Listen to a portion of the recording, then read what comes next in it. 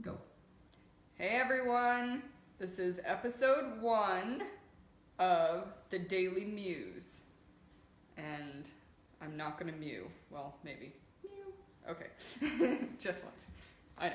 Alright, so I'm hoping that maybe this can be a daily thing, but I might not have time, so every day, so bear with me, I'm gonna do my best, but regardless, today's episode 1. So what the Daily Mews is going to be is just some short educational videos with little awesome tidbits of information and knowledge and nutrition advice and anything cats, anything hairless cats, anything cats. So it's going to be awesome.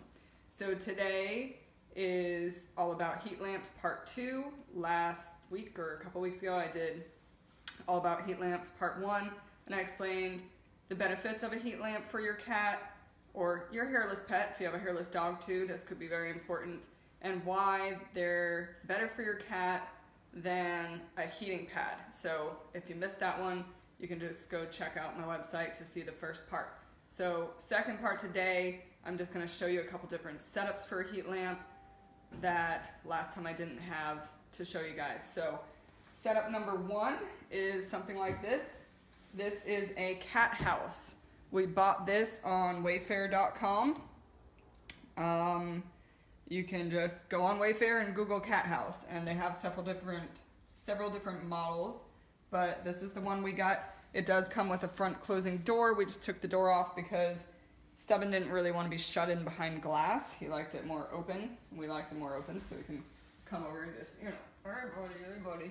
So it comes with a solid top, but what we did was just drill a hole and put some wire mesh to safely secure the heat lamp on the top.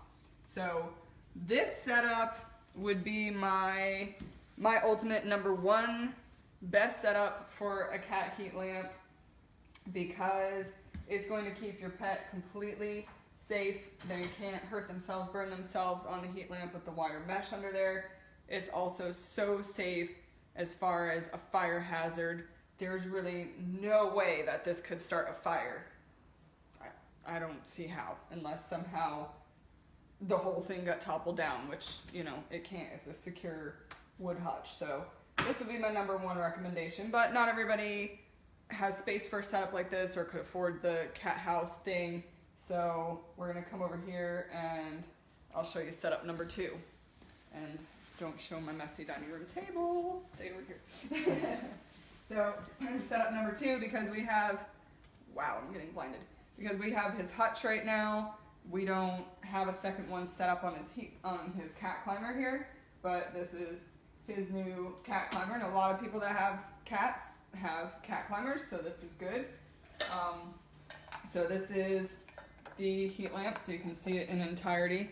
You just want to get yourself one of these, and there's no such thing as a cat heat lamp. So if you go to the pet store, you just ask for a reptile heat lamp if you're going to ask somebody, or just go in the reptile section, and they may, and if you say it's for a cat, they may kind of give you a quizzical look, but just don't worry about them. They don't know what they're talking about when it comes to heat lamps for cats, because they don't know that hairless cats need them.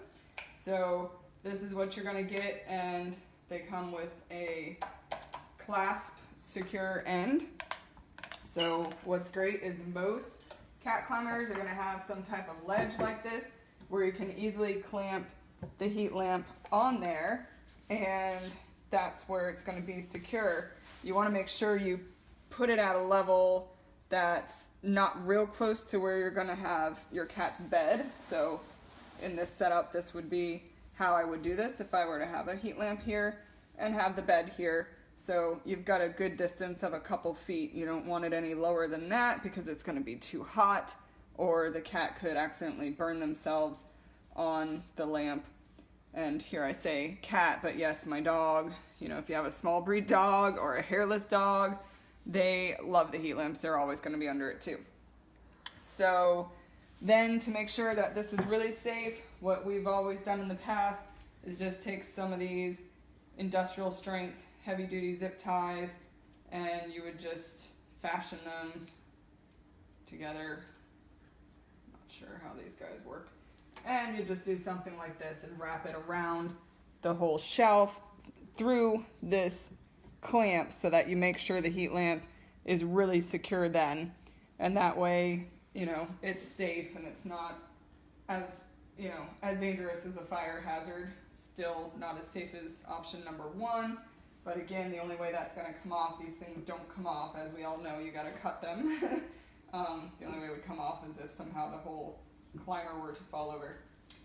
Then the last thing I want to note for you is the type of bulbs. Again, you can also find these at the pet store or order them online.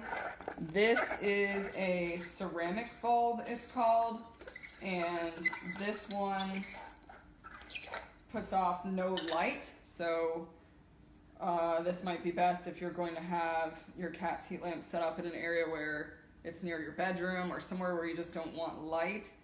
And also, I prefer the ceramic bulbs because in my experience, these are lasting about easily 5 times as long as, get out of the sunlight there, as long as the regular light bulbs. I'm not really sure why, that's not my expertise, is light bulbs and wattage and voltage and blah blah blah, but they last longer. They're a little more expensive, but they're lasting so much longer. The regular heat lamp bulbs, I've always found in the past, after a few months, especially if you turn your heat lamp on and off a lot, they just burn out. But you do have the option of a regular light emitting heat light. You have a red light emitting heat lamp. You also have a black light emitting heat lamp, and then you have the ceramic bulbs. And then there's options of strength. You have 100 watts, 75 watts. Actually, I think it goes up to 150 watts. 150, 100, 75, and 50. And for most situations, I would recommend about the 100 watts. And again, they seem to last longer. For some reason, the higher wattage seems to burn out or go out more quickly. So you have a few options and things to think about as far as your light, but that's it. That's how you safely set up a heat lamp for your cat, and everything you need to know as far as I know. So if you have any more questions, just post below. Thanks, guys.